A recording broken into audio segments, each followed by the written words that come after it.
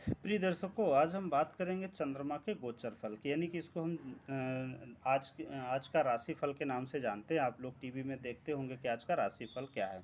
तो आज का राशिफल कहाँ से प्रारंभ होगा? आज सुबह सुबह 5:15 या 10 मिनट पे चंद्रमा रोहिणी नक्षत्र में वृषभ राशि में था। तो जब हम वृषभ राशि थे, देखिए फार्मूला क्या कहता है, जो हमारा सूत्र होता है वो ये कहता है कि चंद्रमा से चंद्रमा जब 1, 3, 6, 7, 10, 11 गोचर करता है। 11 क्या है? भाव हैं। क्या है?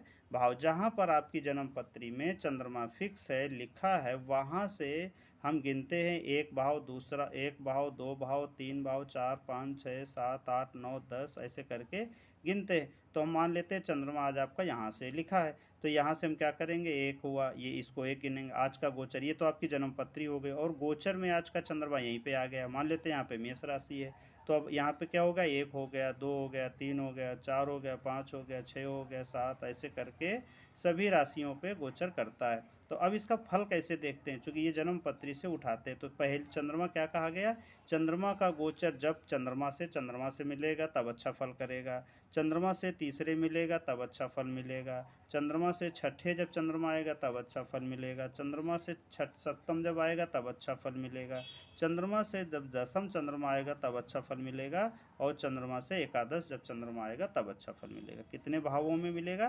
प्रथम भाव, तृतीय भाव, छठा भाव, सप्तम भाव, दसम भाव और एकादश भाव, इन भावों में चंद्रमा अपना अच्छा फल करता है।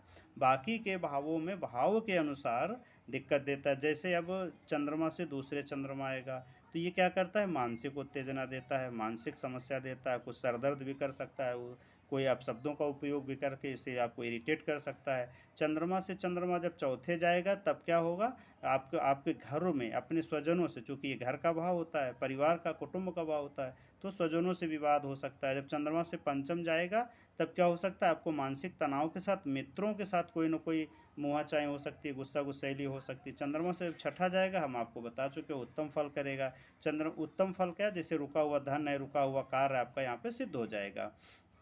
चंद्रमा से जब चंद्रमा सातवें जाएगा तो स्त्री सुख, उत्तम भोजन, यात्रा, छोटी मोटी प्रसन्नताएं की बातें। चंद्रमा से चंद्रमा जब अष्टम जाएगा तो आपको हल्की फुल्की चोट लग सकती है, दिक्कत हो सकती है।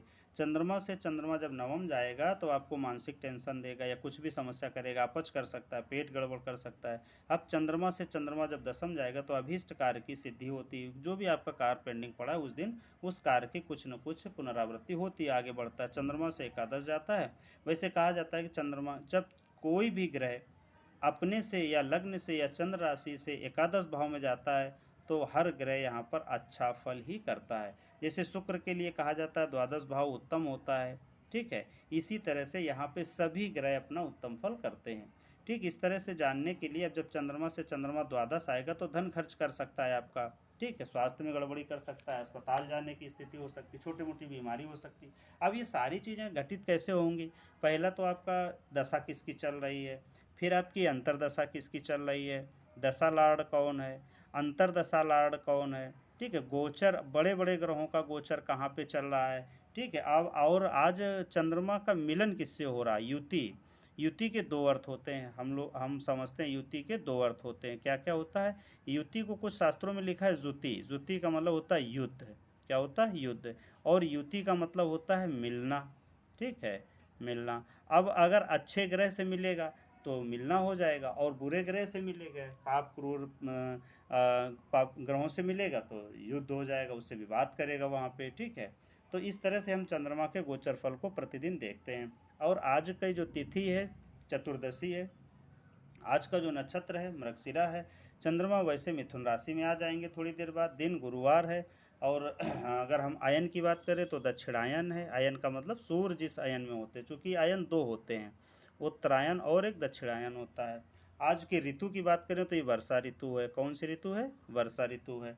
ठीक इस तरह से हम चंद्रमा के गोचर फल को देखते हैं। अब यहाँ पे हम थोड़ा सा एक आपको डायग्राम के माध्यम से बताना चाहता हूँ कि कुछ दिनों में डिफरेंस आ जाता है। जैसे सूर्य का गोचर फल आता है तो सूर्य के गोचर फल में कुछ दिनों में डिफरेंस आ जाता है। उस दिनों में डिफरेंस कैसे आ जाता है? आपको सभी को पता है कि ये जो चक्र है 360 डिग्री का है।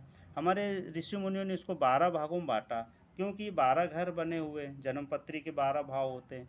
तो 12 तिहाई 36, 30 डिग्री का एक भाव को जगह मिल गई, दूरी मिल गई। अब लेकिन तब 30 दिन में अब सूर्य की गोचर होती है, सूर्य एक दिन में एक अंश चलता है, इसलिए 30 दिन में कितना चलेगा, 30 अंश चल जाएगा। ठीक है। तो अब लेकिन कहीं क्या होता कि किसी किसी राशि में 31 दिन भी ले लेता, किसी किसी में 32 दिन ले लेता, और किसी में 14 दिन ले लेता, किसी में 13 दिन ले लेता। ऐसा डिफरेंस क्यों आता है? ऐसा डिफरेंस इसलिए आता है क्योंकि पृथ्वी पूर्णतया गोल नहीं है, हम लोग गोल होने की कल्पना करते हैं। पृथ्वी अंडाकार है। कैसी है? अंडाकार। तो आप देखेंगे अंडे की जो आकृति होती है वो कहीं थोड़ी सी जब नज़दीक से देखते हैं तो थोड़ा सा उसमें ये दूरियां कम ज़्यादा दिखाई पड़ती है, जैसा कि आप इस सर्कल में तीलियों को आप देख सकते हैं। इसीलिए 2 या 1 दिन का या 3 दिन का डिफरेंस आपको दिखाई पड़ता है। जैसे कभी मेष राशि का सूर्य 13 या 14 अप्रैल को जाएगा, और कन्या या तुला राशि का 17 या 18 अक्टूबर को जाएगा। ठीक है। इसलिए आगे और आपको इसी तरह से क्रम से हर ग्रहों के गोचर देंगे, आपको क्रमागत इस विषय को मैं बताने का प्रयास करूंगा।